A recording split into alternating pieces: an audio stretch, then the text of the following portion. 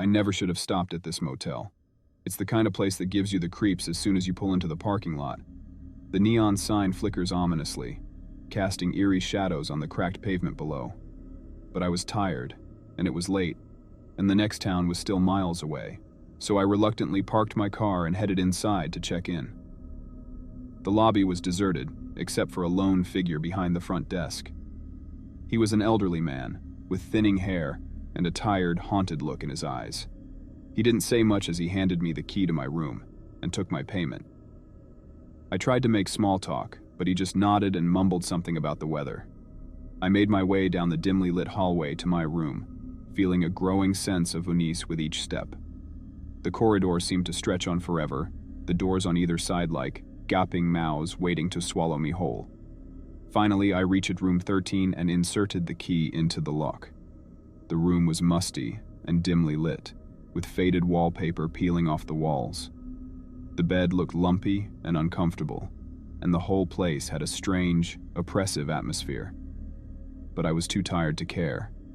I locked the door behind me, took a quick shower, and crawled into bed, hoping to get some much-needed sleep. I must have been asleep for only a few minutes when I was jolted awake by a loud banging on the door. I sat up, heart pounding, and listened intently.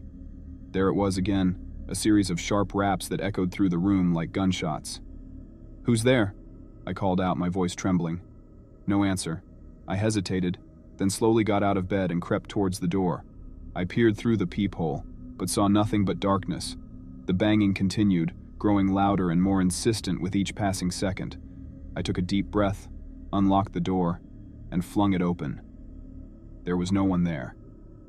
I stepped into the hallway, looking left and right, but the corridor was empty. The only sound was the faint hum of the motel's ancient air conditioning unit.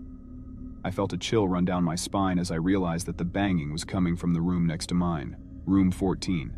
I approached the door cautiously and raised my hand to knock, but before I could make contact, the banging stopped abruptly. I hesitated, unsure of what to do next. Should I knock again? Should I call the police? Before I could decide, the door to room 14 swung open, revealing a sight that made my blood run cold. The room was empty, except for a figure standing in the center, facing away from me. It was a woman, dressed in a tattered nightgown, her long black hair hanging limply down her back. "Hello?" I called out, my voice barely more than a whisper. The woman didn't move. She just stood there, unmoving, as if she hadn't heard me. I took a step closer, my heart pounding in my chest. "Are you okay?" I asked, a note of fear creeping into my voice. Still no response. I reached out to touch her shoulder, but before my fingers could make contact, she spun around with lightning speed, her face contorted in a grotesque mask of rage. I stumbled backwards, tripping over my own feet and falling to the ground. The woman advanced towards me, her eyes burning with an otherworldly light. I scrambled to my feet and ran back to my room, slamming the door shut behind me and locking it with shaking hands. I could hear her pounding on the door, screaming incoherently as I backed away, fear coursing through my veins. I fumbled for my phone and called the police, but when they arrived, they found no sign of the woman or anyone else in the motel. They searched the entire building, but it was as if she had vanished into thin air. I left the motel that night, my nerves shattered and my mind reeling. I tried to convince myself that it was all just a hallucination, a trick of the mind brought on by exhaustion and stress. But deep down, I knew the truth. There was something in that motel, something dark and malevolent, something that should never have been disturbed.